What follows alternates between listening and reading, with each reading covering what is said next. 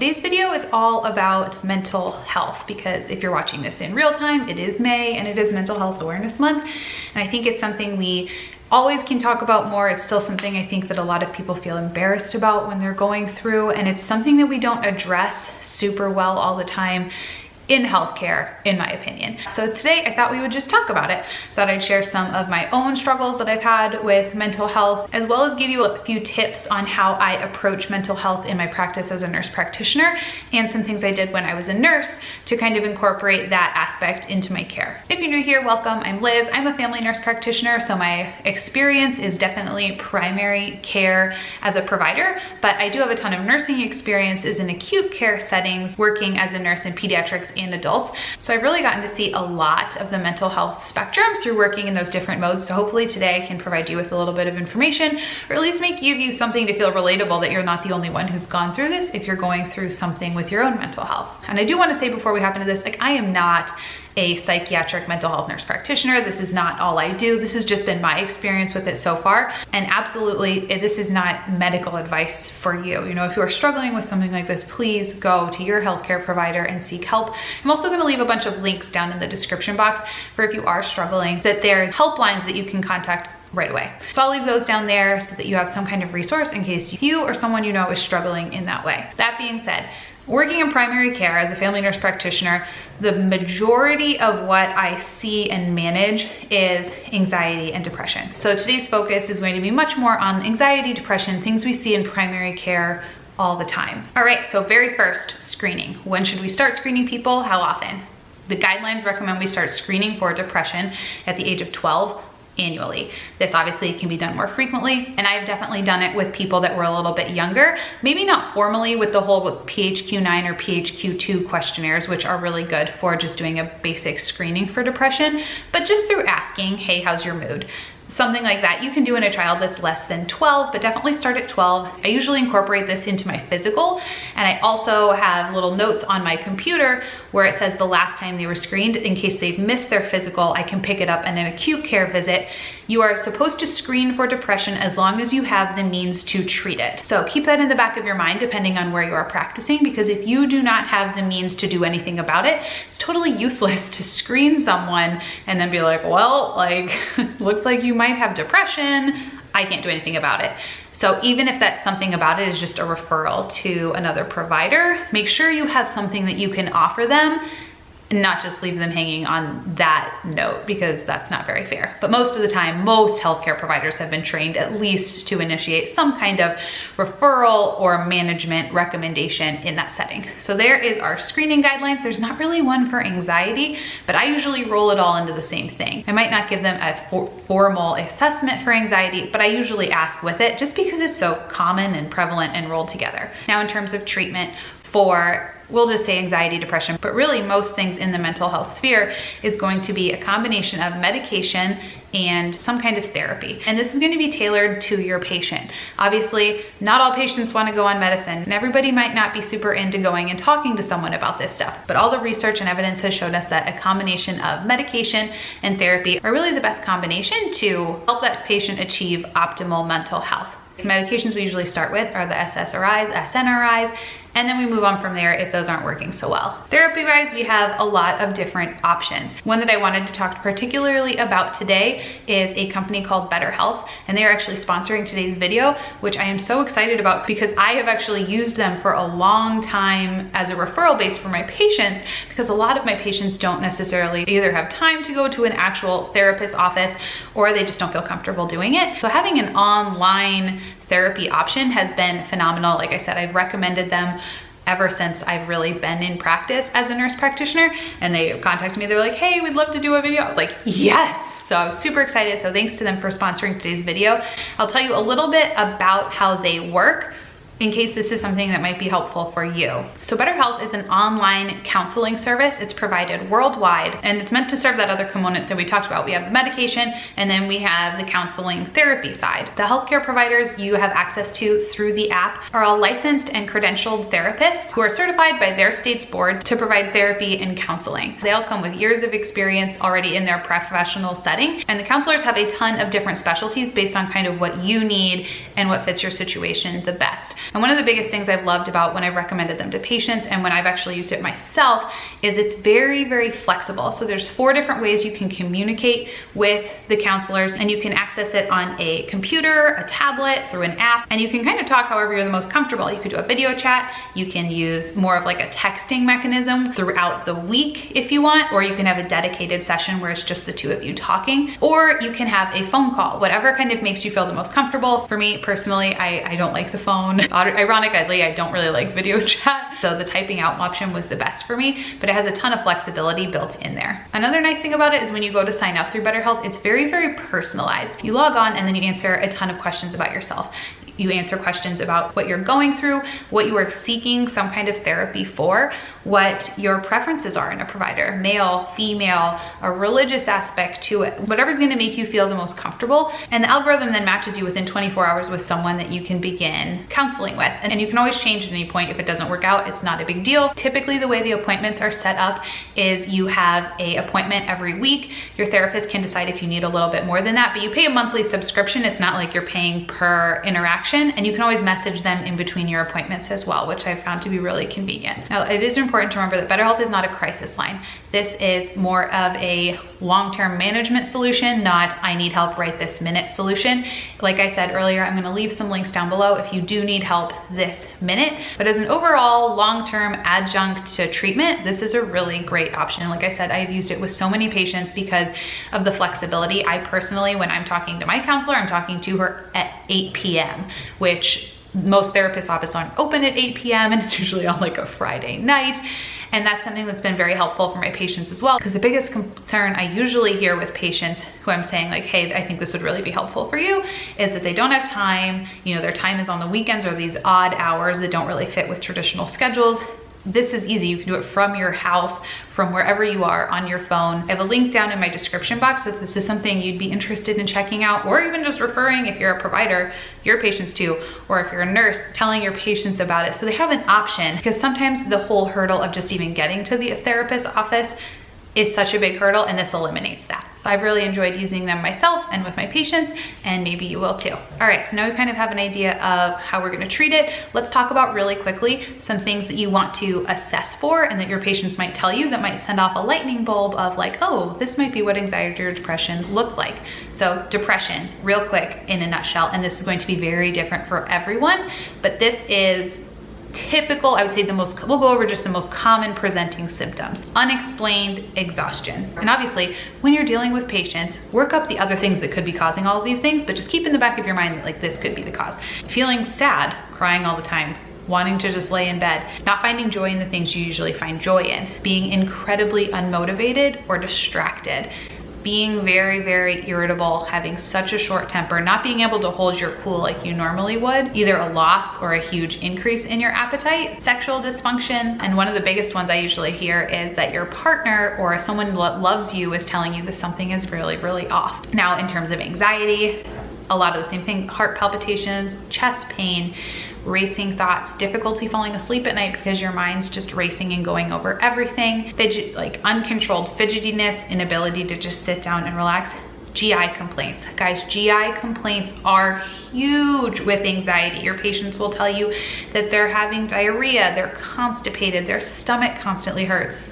Look into this, because your gut is one of the first places that starts screaming when your mind is not happy. Again, irritability, difficulty concentrating on tasks, and just that general feeling of like, I am so anxious, intrusive thoughts that are coming in all the time. That's kind of anxiety in a little bit of a nutshell. So there's my kind of basic things of what I look for, what you're assessing for, what you can ask, or if your patients start to say these things, it'll give you a clue. So now we know kind of how to screen, what to do if it's positive, and some symptoms you should be looking for. Now we'll talk about really quick just my experience with it, because I think the more we talk about it, the more we share how we've all experienced it, the more we'll realize that this is normal, this is something we're all dealing with, it's not just you, and I think that's hugely beneficial. And as always, when we're having these conversations, if you've dealt with something like this or you want to share, you just need to feel like you're not alone, go read through the comments, and hopefully people will leave them down there just sharing their own experience with it, because I think that's just so helpful. I feel like we're not in this alone, because it is a very isolating thing that I never really realized until I started to go through it. So I was very, very fortunate that for the really most of my life, I never dealt with anything mental health related. Personally, people I loved did, but nothing I could really relate to. But that came to an abrupt halt after I had Avery. My 6-week postpartum visit, I was diagnosed with postpartum depression, which was very spot on because I really, really did not do well on that PHQ-9 we talked about earlier. I had a lot of the classic symptoms of depression. I felt very guilty about everything. She couldn't figure out how to eat. She was very colicky. She wouldn't nurse. She just was angry and she seemed uncomfortable all the time. And I had immense guilt that why I brought this human into the world and she's just miserable, and just all of the surrounding guilt around that I wasn't a good mother and this was my fault and this was why all of this was happening, that now I was a terrible wife on top of being a terrible mom. I was not happy. I did not enjoy anything. Nothing that usually made me happy did. I didn't want to do anything. I wanted to be crying or laying in my bed. I was incredibly irritable. Pretty much the entire list we talked about earlier, if you go down the list, it was what I was experiencing. And I will tell you, going into that appointment, until really I answered the questionnaire, I didn't know if I would answer it honestly, because going into it, I had a pretty good idea. I don't think this is normal, but then at the same time, I was like, well, maybe it is. I'm not sleeping a ton. I think this is just all related to that. There was a huge amount of denial. And I was in my last year of NP school, and I had been a nurse for years. So I was a pediatric nurse who dealt with postpartum depression in parents a lot. So this was something I was very familiar with, but even then I had denial in myself. And that's given me a lot of insight into now working with patients, because I know that a lot of people might have some denial around it, even if they're very educated on it, because you always think it won't happen to me. But I got into the office and I don't know, she asked me, before I even filled out the questionnaire, she just asked me a very simple, how are you feeling? And some kind of dam from inside of me lifted up, and I was all my emotions vomited out and I was sobbing. And that poor midwife, she handled it so well. But to this day, I'm oh my gosh. But I'm very glad I did, because I was then able to get some help that I very much obviously needed in that time to feel better and normal again, even if I didn't necessarily want it right away, which I definitely didn't. I remember her saying, I think we should start Zoloft and I think you need to go see a therapist. And both of those, I was I don't need therapy and I definitely don't need medicine. And she told me something that I tell my patients a lot if they are in the healthcare profession now, is if you were your own patient and you were coming to me, because I was just so embarrassed. I was I don't need medicine, which is so ironic because like I said, that's what I did all the time. Was I had patients starting on antidepressants who then saw improvement because it is a chemical imbalance and that's what you need. But I was embarrassed. So if you've ever gone through something like that, you are so not alone. It's very different when it's you. Anyway, but like I said, what she did to kind of walk me through that was, if you were your own patient, look at that objectively and what would you do? And I was I would definitely probably tell them to go to therapy and start, all the evidence has shown us that therapy and, starting some Zoloft will probably make this really be helpful. So I took it home. I waited 3 or 4 days because I just could not wrap my mind around needing to start this. Then I started it. Lo and behold, 6 weeks later, I was starting to feel a little bit better, in conjunction with I was going to therapy, but I only really went twice because then, like I said, school, newborn, there's just no time, which I definitely wish, like I said, I had thought of something more online based, because I think I would have kept going, because it was very helpful to go and talk to someone about all of these feelings I was having, because it's not necessarily something I wanted to talk about with Joe. Was I feel I'm the worst mother and our child's all of our, I'm causing all of her problems. Because a lot of times the people that love us that we're ranting to about this just say of course not, and you need someone to just kind of let all the feelings out rather than not be no, it's fine. But that was kind of my experience with it. I ended up taking Zoloft for 8 months. And if you guys don't know, I'm pregnant again. I have not had any of the symptoms of anything like that pre-baby. And then afterwards, hopefully this time I'll be able to wrap my head around it a little bit more if it happens again, and know that this is very treatable. It will get better. It'll be okay. Because that was also something I did not feel, was that it would ever be okay or get better. That overwhelming doom was huge. So again, if that's something you've ever struggled with, anything like that, please reach out to your healthcare provider, because it was miserable and awful. But I am glad in hindsight that I kind of went through that, because it has completely changed how I approach it with my patients. And I have a whole new empathy level with it now that I've gone through something like that, which can kind of lead us into our next point of how I approach it with my patients and some tips there. So the biggest thing that I think I learned from going through something like this is to stress the importance of letting them know it's not their fault. It is not their fault that they are feeling like this. This is a chemical imbalance. Just like if you had hypothyroidism, would you feel bad about taking Synthroid? No. This is the same thing. You need a little bit more serotonin or something going on. This is not your fault. But because of the whole stigma around it, patients need so much encouragement in this way. And I have a whole new appreciation for patients who really don't want to start medicine, because that had been me very much not too long ago, even with my whole background. So I'm like, patients who don't have that background, they really don't want to, and they don't have that objective, like, what would you do if I was your patient view of it. So I try to be really patient with that. So one thing I do try to do is, if through my relationship with them, I have been talking and these little bells are going off, like maybe this is anxiety or depression playing into some of this, I'll start to bring it up early and just say like, hey, just so you know, I think like these are some of the common symptoms, signs and symptoms of depression and anxiety. I'm noticing some of them in what you're telling me, and I'll tell them what they've said that kind of strikes those little bells in my head. And we can at least start that conversation, and we can say like, this is what we do to treat this. Therapy, and we can do some medication. And if they immediately balk, I just say, just think about it, you know, go home and look at some of your, like, just reflect, see if you're seeing these behaviors in yourself or all of this going on. And a lot of the times they'll come back in a month or two and they're like, you know, you're right, like I have been seeing this and I think it would be helpful. And if not, that's totally fine, that's their choice. But I like to sometimes plant that seed initially, if it's not, you know, like very blatantly obvious that this might be what's going on, and it allows them to reflect, and then we can come back and kind of make that decision together. The second thing I like to do, so I talked about doing screening at my annual visits. Now we do usually do the PHQ-2, I just usually do it verbally, but what I also accompany with it is I ask them how their mood is, which I have found to be better than like, are you happy, or something like, are you depressed, something like that, because usually when you ask someone about their mood, they're more likely to open up to you about all sorts of things. They'll start to say like, well, I think it's fine, but my wife says I'm the most irritable person in the world. And then you can kind of go down that and be like, tell me more about that. Or they'll just tell you like, meh, you know, asking them how their mood is opens up. I've had much better luck with that conversation than just asking them straight like, do you think you're depressed? Any symptoms of depression? Because a lot of patients don't know, like I said, they think depression is just sadness and anxiety is sitting there having a panic attack, and it is so much more than that. Third thing I really like to do with my patients when I'm having these conversations is have them in a chair kind of close to me, not up on the table. The exam table is very isolating.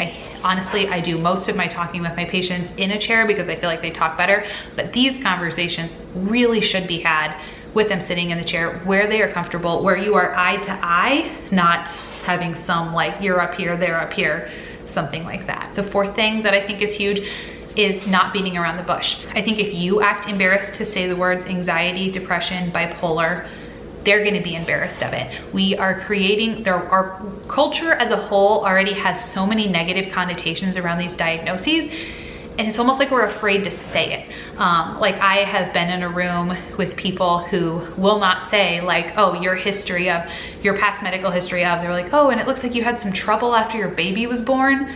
It was postpartum depression. It's okay to call it that. Let's address it. Let's not like, you had some trouble after your baby was born. Like that's just shaming it. So I think being very honest about it, like how is your anxiety doing? Asking your patients, how are you feeling with your depression?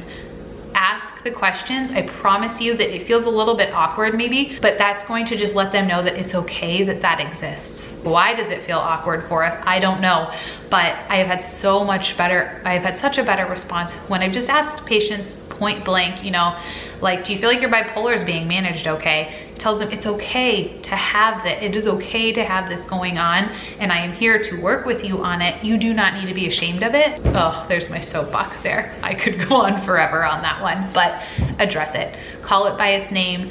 Do not add further to the shame they already probably may feel surrounding this. And the last thing before we wrap up is just to know your limits. Know when this is outside of your scope. Always, always, always. I give patients, anyone who I think is struggling with anything in the mental health spectrum, the suicide hotline number. I make sure they go home with it. I try to give them any other resources for emergency lines like we had talked about earlier, just because you never ever know. And going along with that, the 2 questions I really try to ask at most of these appointments: are you having thoughts of harming yourself or others? And do you find enjoyment? Are you able to enjoy things? Those are huge. That'll give you a really good idea of where they are, and you will be, I am very often amazed at how many people are having thoughts of wanting to harm themselves, and I would have never known if I didn't ask, because sometimes I think we feel weird about asking. Like, if I ask, then maybe it'll put the idea in their head. No, I promise you, someone who is having those thoughts, this is not the first, like, you are not inspiring it in them. It's better to ask. That way you can help them in the way that they need help. And really, it's not weird, but it's harder for you to ask because you don't want to like step on their toes, but they usually don't mind answering. That's not something I've ever had someone be like, oh, that makes me feel very uncomfortable. I have felt, I don't anymore, but initially I felt very uncomfortable asking that because, like I said, I just felt like I was instilling them with the idea. But now I've learned, like, this is a good question to ask, and you should ask it when appropriate. I would so much rather ask it and have them be like, no, than not ask it and have something horrible happen. All right, guys, I think that is pretty much my very not brief approach to mental health and my experience with it in a nutshell. Like I said, thanks again to BetterHealth for sponsoring this video. I use them all the time with my patients, and it might be a great option for your patients or even you if you just need somebody to talk to and think that therapy would be a great solution. I'll leave that link to their platform in the description box below, so make sure to go check it out, as well as all those other links about crisis hotlines and things that might be more helpful if you or someone you know needs some help a little bit quicker.